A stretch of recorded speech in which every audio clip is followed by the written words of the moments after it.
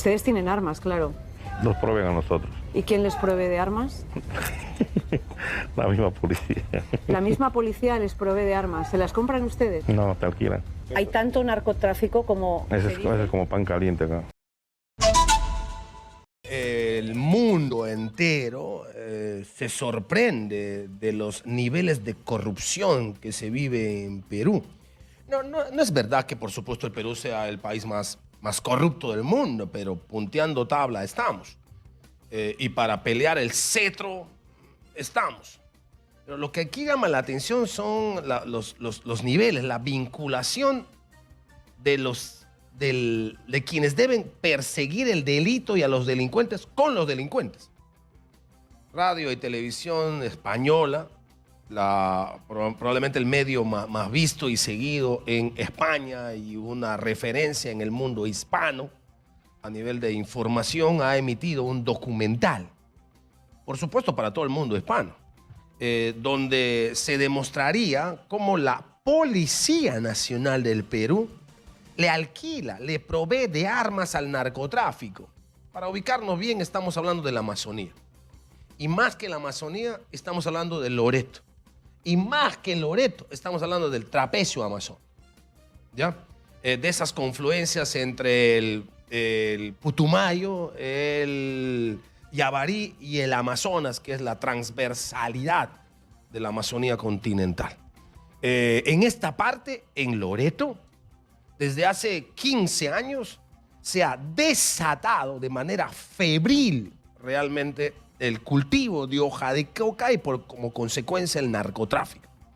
Está fuera del radar de la acción de la policía y del Estado peruano, que para comenzar no se reclama amazónico y por eso le da toda la vida su espalda a la Amazonía.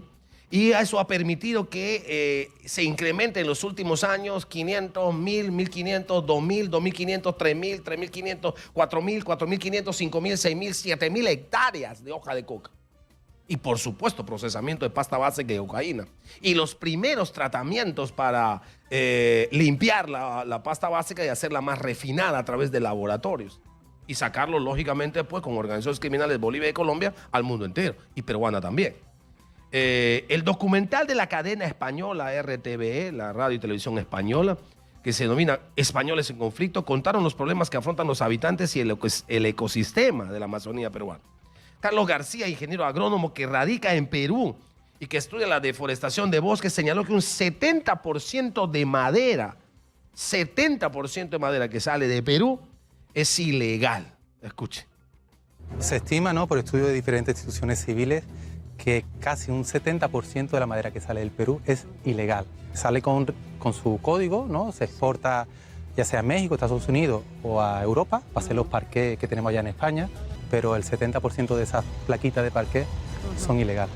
Sacan sin permiso ni nadie, sin derechos, y van sacando los últimos árboles centenarios que quedan acá en la selva para venderlo después, curiosamente, irónicamente, de forma legal en países como Europa o Estados Unidos. Van con sellos verdes incluso estos, pero han sido árboles robados. En realidad este es un asunto bien complicado. En la Amazonía, y la Amazonía no solo el Loreto, tendríamos que agarrar por supuesto Ucayali y otras zonas más de Amazonía, hay lo que se llaman las concesiones forestales. Gente particular y privada que tiene un área concesionada y tiene hectáreas de hectáreas. Y le dicen, bueno, ahí maneja el tema, en esta concesión maneja el tema del bosque y maneja el asunto de en este caso, por ejemplo, de la madera. Lo que ocurre es que con esas concesiones, que son documentos de autorización para manejo de ese bosque, se lava, se limpia, se trafica, se traquetea, se ruletea, como llaman en términos delincuenciales, madera que se saca de áreas protegidas, donde no se puede explotar madera, de donde no puedes sacar una cumala, de donde no puedes sacar una lupuna, de donde no puedes sacar un cedro, no puedes sacar marupa, no puedes sacar ningún tipo de madera. Sacan madera y dicen, no, pero mira, yo estoy sacando de esta concesión forestal. Y la concesionaria o el concesionario forestal presta su concesión y su documento. Sí, está sacando de mi área, sí, de ahí estoy sacando. Y claro, ahí hay una cadena de mafia. Primero el concesionario al quien hay que coimear. Después la autoridad de la gerencia forestal, después la autoridad policial, después todas las demás autoridades en una cadena interminable. Ayer hablaban de una organización criminal dedicada al tráfico ilegal de madera que ha trabajado, esto es una cosa para sorprenderse, desde el año 2020, según el seguimiento que ha hecho la policía a nivel nacional, la DIVIAC, y estamos hablando de 130 millones de dólares por año por explotación ilegal de madera, es decir, entre el 20, 21, 22 y 23, ponga solo hasta el 22, 3 años, estamos hablando probablemente de 360 a 400 millones de dólares de madera. La deforestación es bárbara, es brutal.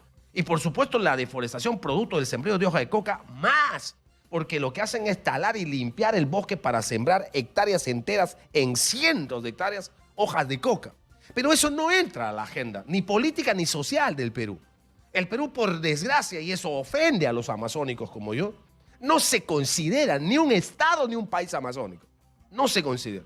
Sus políticas de desarrollo terminan en la zona central y casi entrando a parte de la Amazonía. Pero Amazonía entera no está incluida.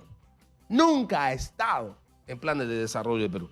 No se reconoce el Perú real y formalmente como un país amazónico. La periodista Almudena Ariza llegó hasta la selva peruana, conversó, por ejemplo, con 2 integrantes de una banda criminal en Iquitos que se dedica a la tala ilegal y que cuenta cómo es que funciona el negocio, cómo se articula el negocio. Escucha. Estamos hablando durante este programa de muchas de las amenazas que se ciernen sobre la Amazonía peruana. Estamos con 2 personas que nos han citado aquí en una casa en Iquitos, en plena selva de la Amazonía peruana. Ustedes han estado recientemente en la cárcel por pertenencia a banda criminal. A banda criminal, sí. ¿Cuál es su principal fuente de negocio? Primeramente es de la tala ilegal de madera. ¿Cómo consiguen sacar la madera de forma ilegal? Soborno. ¿Y a quién sobornan? Autoridades y también se coimea también con los altos mandos. ¿Y emplean también a trabajadores de las comunidades? Sí, a ellos también se les da un porcentaje. Ok. Sí, pues, es lo que yo les digo. Es lo que yo les digo. Definitivamente es una cadena de coimas. Cadena tras cadena. Esta gente con los que está conversando la periodista española, estos mismos que hablan de cómo funciona el negocio de tala ilegal de madera, aseguraron que la policía es la que alquila armamentos a diferentes bandas y organizaciones criminales, entre ellas a la más peligrosa, a la de narcotraficantes.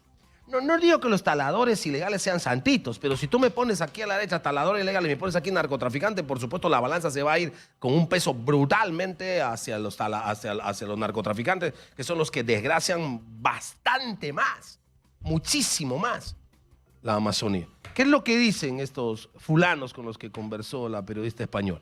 Que la policía alquila armas a los narcotraficantes. Escuche. Ustedes tienen armas, claro. Nos proveen a nosotros. ¿Y quién les provee de armas? La misma policía. La misma policía les provee de armas. ¿Se las compran ustedes? No, te alquilan. Hay tanto narcotráfico como... Ese es como pan caliente acá. Estamos hablando por toneladas.